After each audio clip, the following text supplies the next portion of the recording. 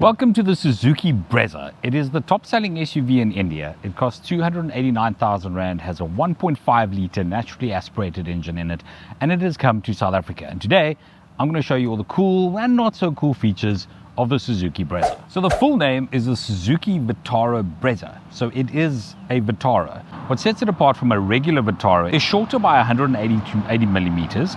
It's wider by 15 millimeters. It's higher by 30 millimeters. It's got the same 500 millimeter wheelbase though. So it's slightly shorter, slightly wider, slightly higher. It's just a little bit more square than your regular Vitara.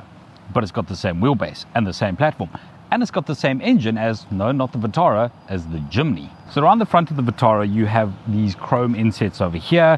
You have fog lamps over here. And you've got this like skid plate vibe going on here, but it's not really a skid plate. It's just kind of part of the bumper. This is the GLX model, and the GLX model comes with LED lights and also has these sort of daytime running LED. The GL model does not have those. It's also got this kind of inverted U shape, or this kind of sad face thing going on the front here, which is quite reminiscent of other Suzuki models as well. Around the side of the Brezza, you've got these black wheel arch extensions, and the GLX comes with these diamond cut 16-inch wheels. The Brezza is also available in 6 different color finishes, and 3 of them have two-tone combinations. So you can get a sizzling red with a midnight black roof, you can get a granite gray with an autumn orange roof, or you can get a talc blue with a midnight black roof, which is this one. And actually looks really cool. The other thing that's unique to the GLX is that you have these kind of gunmetal gray roof rails on them. What's quite cool about the two-tone colors is that this one's got the black roof, but it's kind of got black panels here.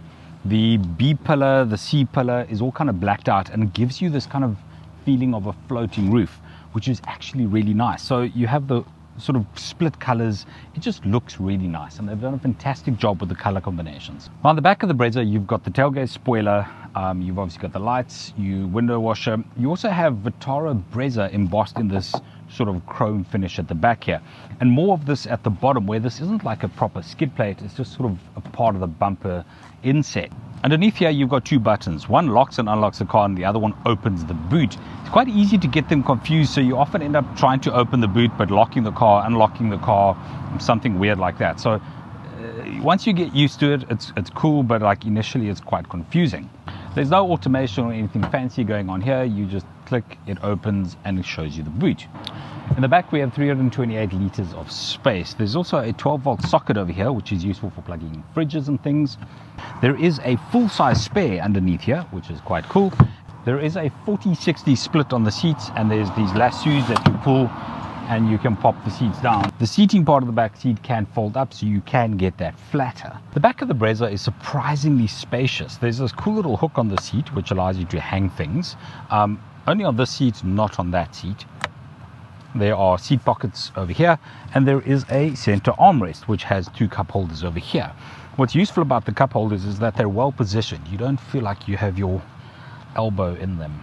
Space is adequate. I've got more than enough headroom. I've got more than enough leg space, even though that seat is already in my driving position. So this is spacious and comfortable. In the center, we have a 7-inch touch screen. Down the left are all the power, volume, and mute buttons. On the right is the menu, config, audio, and return button. The touch screen is pretty solid in terms of a touch point of view. Could be a little bit brighter, and there's no volume knob. You have to kind of press these buttons, and it's a little bit slow in response. So then there's automatic climate control, which is a really nice feature in this car. And at the bottom, you have an auxiliary USB and 12-volt port. The USB does support Apple CarPlay as well as Android Auto. There's also a customizable mood lighting feature, which is this knob up here. You turn and press, and then you can kind of flick through different colors on the dash.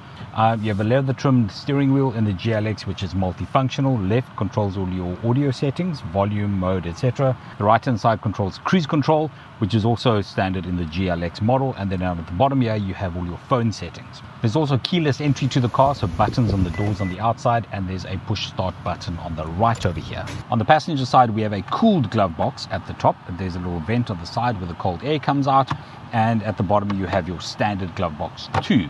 In the center, there are 2 cup holders. There's a leather armrest over here, which opens up to a small compartment in the center. pretty standard stuff. Manual gearbox, I'll talk about that in a second, and the gear gate is covered with a leather finish. Okay, let's take the Suzuki Vitara Brezza for a drive. So this is the same 1.5 litre engine that the Jimny has, and naturally aspirated, produces 77 kilowatts and 138 newton meters of torque, which is really good. It actually goes really well. The clutch is quite soft. It's got electronic steering, so there's not a lot of feedback from the road, but for what this car is and the purpose it's built for, this car is really, really good.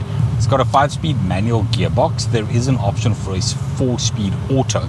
I do kind of feel like an extra gear would be nice. When you're on the highway and you get to like 100, 110, your revs sit at about 3,500.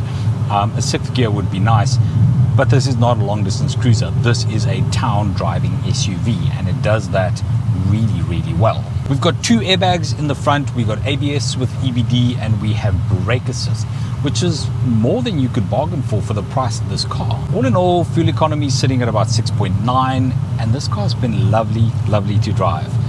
Around town, it's great.